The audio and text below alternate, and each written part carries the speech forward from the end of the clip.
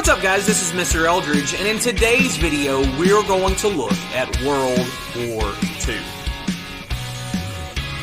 The United States quickly turned to total war, the shifting of nearly all production and resources to the war effort. In the United States, even before its direct involvement, one of the first key points in establishing a total war economy is the focusing of federal borrowing and spending towards military production and recruitment. While this does tend to accrue a large federal deficit in times of war, this is often seen as a necessity. Secondly, many domestic factories are reformed to refocus from commercial to military production. For example, a car manufacturer with federal financial aid may temporarily convert into a military vehicle production plant. Subsidies are granted for agriculture and resource extraction, such as coal, iron, and oil. And certain essential goods, such as fuel, foods, and metal, are rationed amongst civilians to funnel more to the military. A draft is often instituted to maximize military participation amongst males. And lastly, propaganda campaigns designed to demonize the enemy and glorify the homeland are propagated in the form of radio and TV ads and song, as well as on placards, posters, and in news media. With a lack of direct damage on United States infrastructure, this productive capacity and large population became the greatest asset for the Allied forces as World War II quickly became a war of attrition. The impact in the United States would be a sharp increase in demand for labor, and the vast majority of males aged 18 to 41 and sometimes older left for military service. With a lack of males, many women filled the roles for manufacturing at home. Propaganda campaigns, such as Rosie the Riveter, further motivated women to do their part in both rationing and laboring in factories to aid the United States and Allied armed forces. This demonstration of female capability gave impetus to the growing movement that would later become known as the second wave of feminism. A general and quite appropriate belief that women deserved equal opportunity socially, economically, and politically. In other words, women were not necessarily set as being just housewives, but certainly could and showed their ability to go into the workforce and compete for jobs as much as their male counterparts.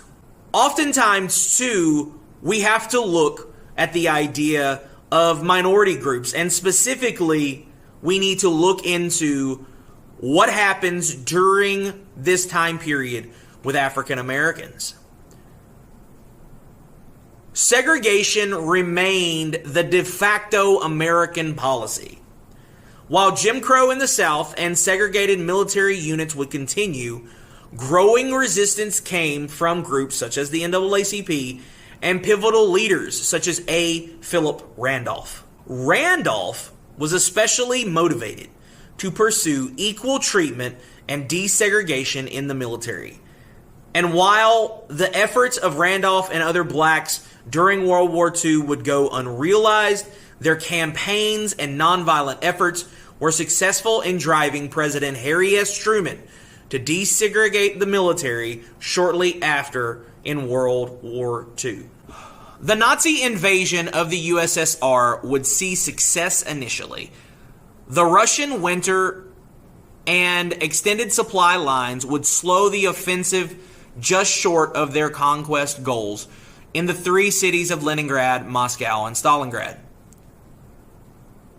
While the Soviets lost swaths of territory initially in 1941, the Russian winter slowed the German advance, along with extended supply lines that ran far from Germany. Able to bunker down in Moscow, Leningrad, and Stalingrad, they also moved their factories and production east of the Ural Mountains, out of the range of German bombers, and brought over their troops from the east, mostly in Siberia, when it became clear Japan would not be invading anytime soon. The beginning of the end for Germany was their loss in Eastern Europe to the Soviets at the Battle of Stalingrad in 1942. The loss denied German access to the oil fields of West Asia, the Caucasus region, and also dealt a detrimental blow to the German military with substantial personnel and equipment losses. After Stalingrad, the USSR would slowly retake its lost territory until crossing into the overtaking Germany in 1945. What's key to note here is the seeds of distrust that were sown between Stalin and the Allied forces. Other than actions in North Africa and Italy in 1942 and 43, not successfully open up a Western front against Germany until the D-Day invasion in June of 1944. Stalin believed the lagged Allied response was due to their desire to have the communist USSR overran.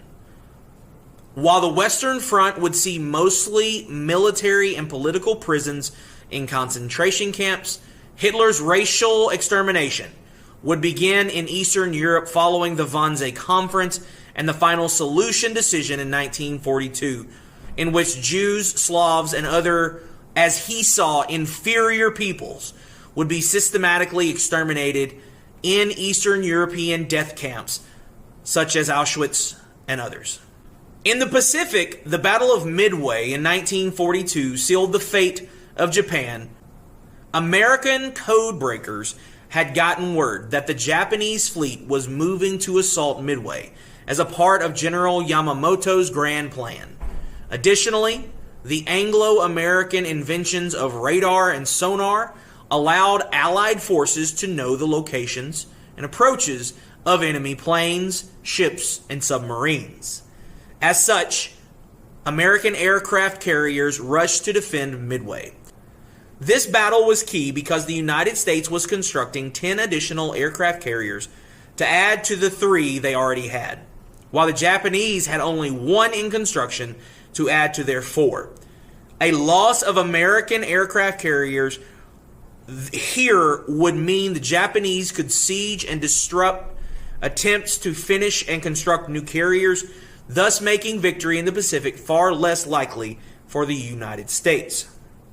However, the U.S. successfully sank all 4 Japanese carriers and only lost 1 themselves.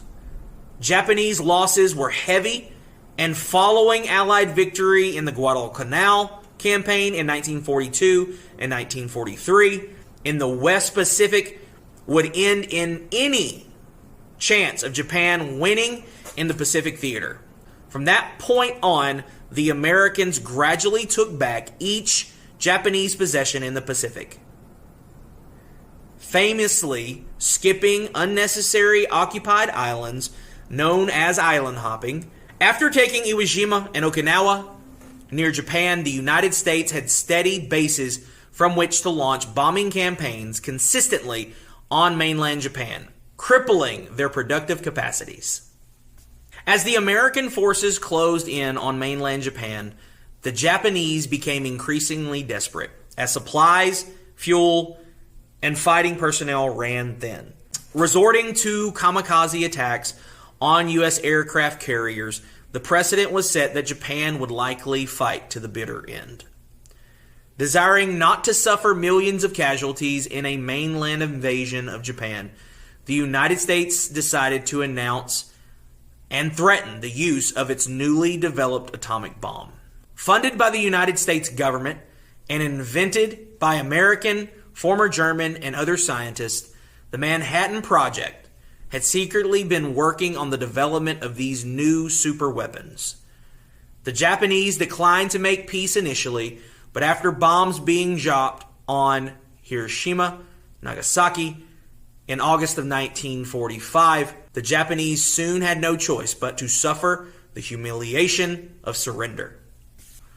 The decision to drop the bomb is considered somewhat controversial, as there is no doubt the bombs saved millions of Japanese and American lives.